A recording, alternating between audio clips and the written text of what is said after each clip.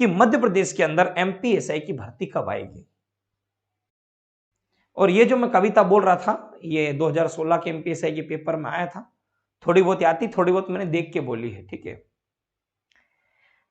अब इसमें एक लाइन बहुत अच्छी थी, मैंने बोला नाश जब नाश मनुष्य पर छाता है पहले विवेक मर जाता है। जब इन्हें पता है कि मध्य प्रदेश के अंदर पिछले 2017 के बाद से 7 सालों तक एमपीएसआई नामक भर्ती नहीं आई थी और बच्चा 2017 के बाद से लगा हुआ था तैयारी में, 18 में तैयारी को से लगा 19 में आएगी, 19 में करा, 20 में करा, 21 में करा, 22 में करा, 23 में की। वो अपने पुराने सिलेबस को निहारता रहा, बार बार पढ़ता रहा, अपने सब्जेक्ट को कंठस्थ करता गया।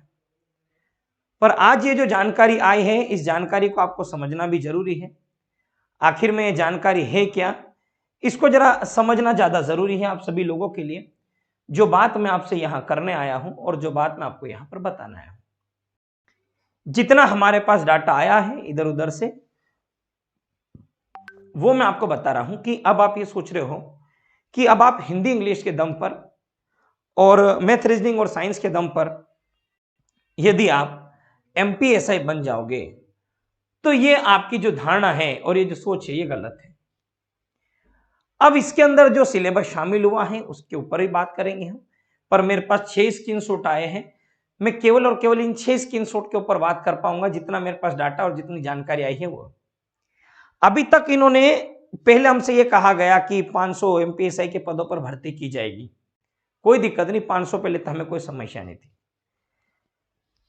अब एक नया सिलेबस आ रहा है जिसको नियम ये कहता है कि अगर किसी भी भर्ती का अगर सिलेबस आता है तो आपको ये पहले डिफाइन करना पड़ता है।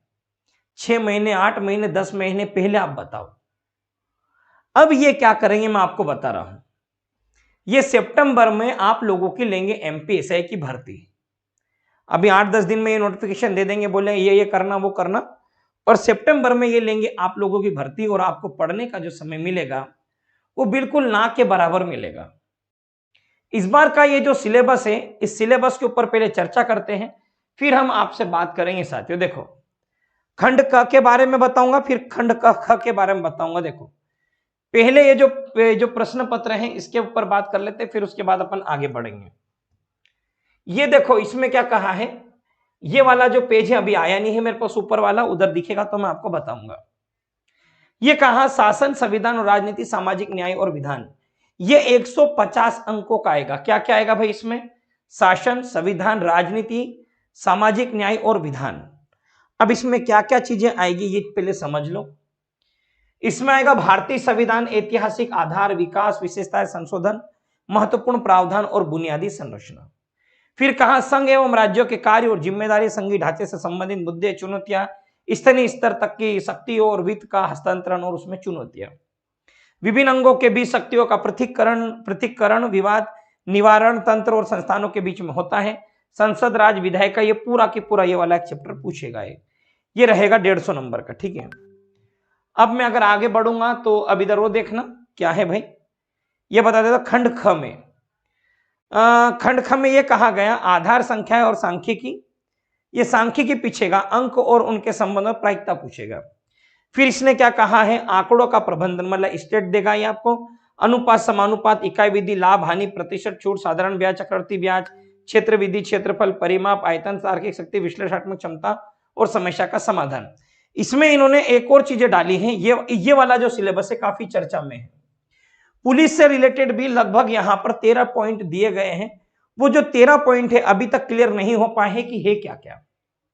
इसमें देखो, लोकतंत्र में पुलिस सेवाओं की भूमिका क्या रहेगी, विकास और उग्रवाद के बीच संबंध क्या होगा, आंतरिक सुरक्षा के लिए चुनौती उत्पन्न करने वाले बाह्य राजकीय एवं गैर राजकीय कारकों की आंतरिक सुरक्षा की चुनौतियों को उत्पन्न करने में भूमिका क्या है, संचार नेटवर्क, बाह्य एवं आंतरिक सुरक्षा के मुद्दे और संगठित अपराध और आतंकवाद के बीच संबंध। यह भी आपके सिलेबस के अंदर इस बार आएगा। तो यह होगा आपका ये 150 का ऊपर वाला पेपर और 150 का होगा हमारा ये नीचे वाला पेपर, ठीक है। तो ये जो टोटल पेपर होगा दोस्तों, ये होगा हमारा 300 नंबर का पेपर होगा। अब ये 300 नंबर का पेपर होगा, ये केवल प्रीलिम्स होगा दोस्तों। इसके बाद में देखो, ये वाला भी देख लो, इधर क्या क्या है। ये खंड ख में क्या क्या आएगा ये भी देख लो। करंट अफेयर्स, खुल जा रहा है भाई, क्यों नाटक कर रहा तू भी? एक तो पहले बच्चों का दिमाग खराब है।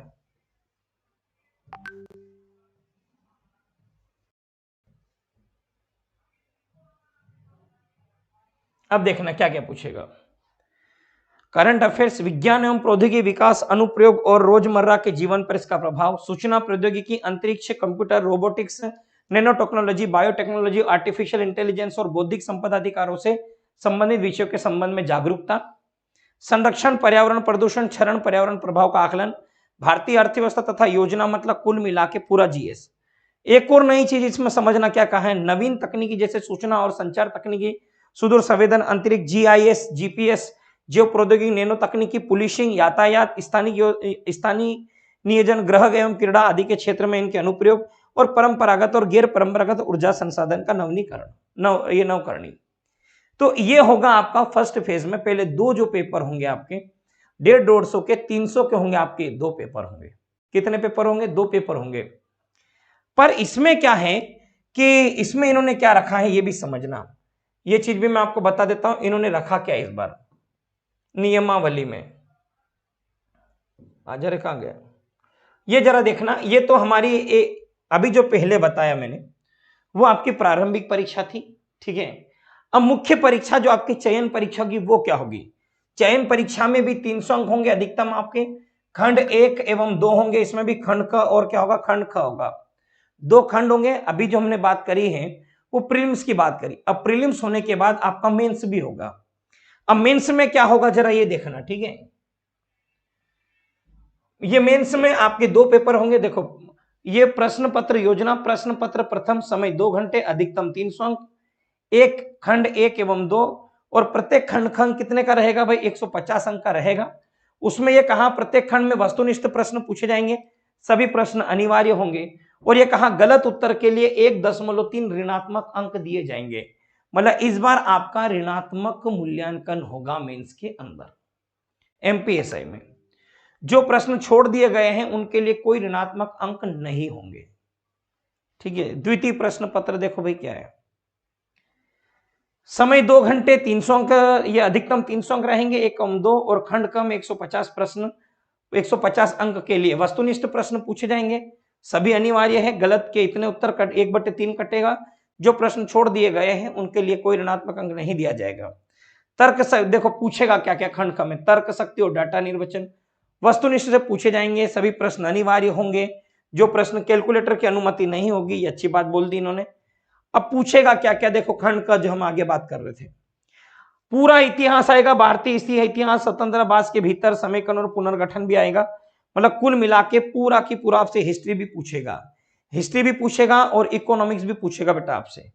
तो ये जो है मेरे पास आए हैं पुलिस विभाग में, एक स्टूडेंट के माध्यम से ये जानकारी अवेलेबल करवाई गई, उसके पास स्क्रीनशॉट थे तो उसने मुझे भेजे, शायद कि उनके भैया वगैरह है उसमें, उन्होंने ये भेजा है डाटा। तो अभी तक मुझे लग रहा था यार चेंज नहीं होगा, पर ये चीजें होगी। शारीरिक दक्षता परीक्षण एवं साक्षात्कार ये होगा। अंतिम अभ्यर्थी जहां तक 3 गुना संख्या पूर्ण होती है तथा वे समस्त अभ्यर्थी जिन्होंने इस अभ्यर्थी से अधिक या बराबर अंक अभ्यर्थित किए हैं 3 गुना से बड़ी संख्या पर विचार में लाए बिना शारीरिक दक्षता परीक्षा साक्षात्कार करके बुलाया जाएगा। इस चरण में प्रत्येक वर्टिकल और उनके संबंधित हॉरिजॉन्टल आरक्षण श्रेणियों के पृथक कट ऑफ होंगे भाई, पृथक कट ऑफ अंक होंगे। और ये कहा गया कि आपका 100 अंकों का फिजिकल होगा, 800 मीटर की दौड़ होगी, लंबी कूद होगी और गोला फेंक होगा। तो अभी मेरे पास से जितना आया था डाटा मैंने आपको उतनी जानकारी दी है, मतलब बता रहा हूं मैं, फिर बात करता हूं आपसे मैं।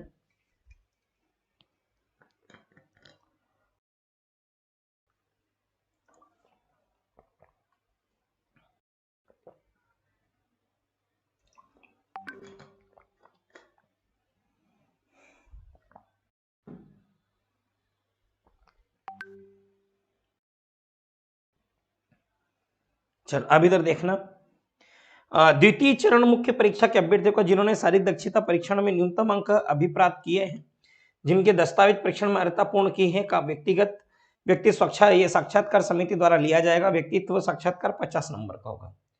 तो कुल मिलाकर ये 600, 700 और 750 का ये होगा आपका काम। अब मैं आपको जो बताने वाला हूं, जो बात आपसे करने वाला हूं, उस बात को पहले समझ लो। ऐसा तो नहीं है कोई सी चीज छूट गई हमसे। ये कहा गया द्वितीय चरण मुख्य परीक्षा होगा प्रारंभिक परीक्षा में चयन के बाद। पहले आपकी परीक्षा हो जाएगी, उसके बाद ये जो परीक्षा होगी उसमें आपका चयन होगा।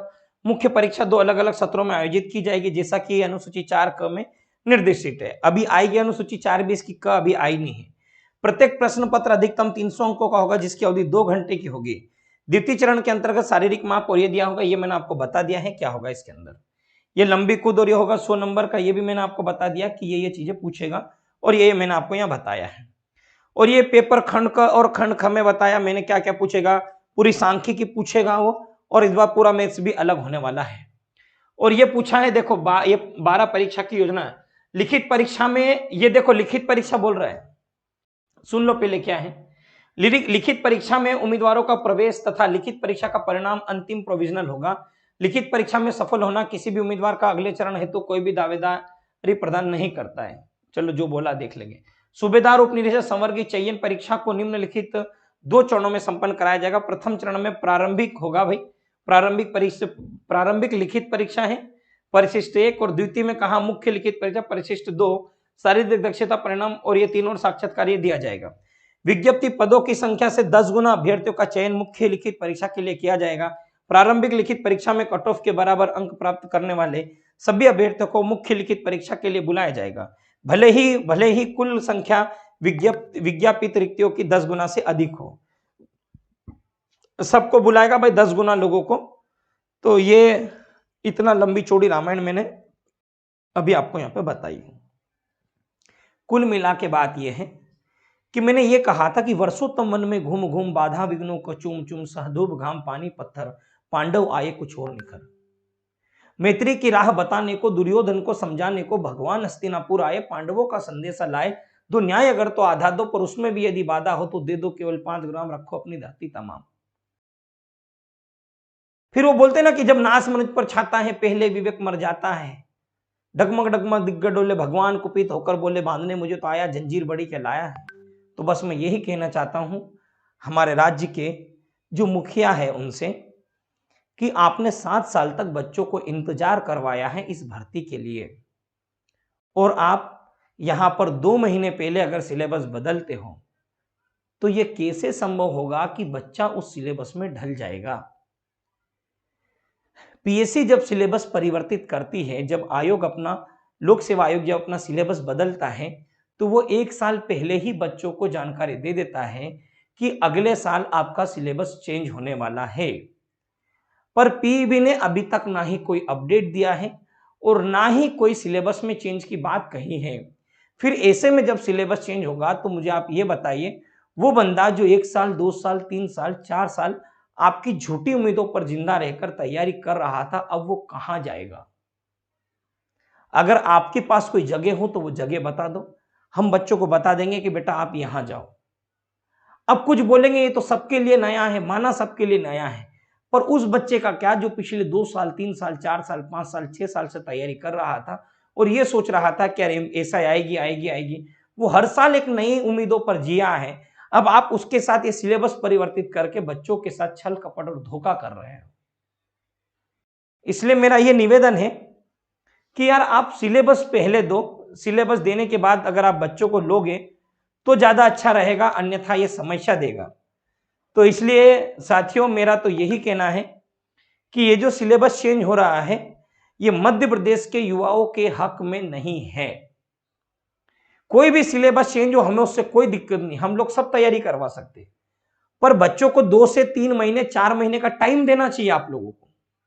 ये टाइम नहीं देंगे, जैसे ही नोटिफिकेशन लाएंगे ना बेटा, उसके 1.5 से 2 महीने बाद ये भर्ती ले लेंगे। क्या करा इन्होंने, 18 तक गधों ने फॉर्म डलवाया इकाई में, व्यापम ने एमपी पुलिस में 18 तक संशोधन का करा, 12-14 तक इन्होंने फॉर्म डलवाए और साइड इनकी चलती नहीं है, और 12 से ये ले रहे एग्जाम। मतलब 18 से 12 देखोगे आप तो 12 और 12 24 और 25 दिन के अंदर अंदर ये क्या कर रहे हैं, एग्जाम ले रहे हैं। तो यही काम इसमें भी करेंगे। अब ये सिलेबस कब कवर होगा, कब कैसे पढ़ेंगे, इसके लिए विद्यार्थियों के पास कोई जवाब ही नहीं है। और ये काम करने वाला है हमारा व्यापम। ताकि तुमने पटवारी में हंगामा करा, बोले 10-15 लोगों ने कर क्या लिया पटवारी में फर्जीवाड़ा, तो बोले तुम पूरी परीक्षा के चक्कर में पड़े हो। बोले 10-15 लग भी जाता तुम्हारा क्या जाता। अरे तो हमारा नहीं जाता तो क्या तेरे बाप का जाता क्या गधे? हमारे नहीं जाता तेरे बाप का जाता क्या? 10-15 भी क्यों लग जाए?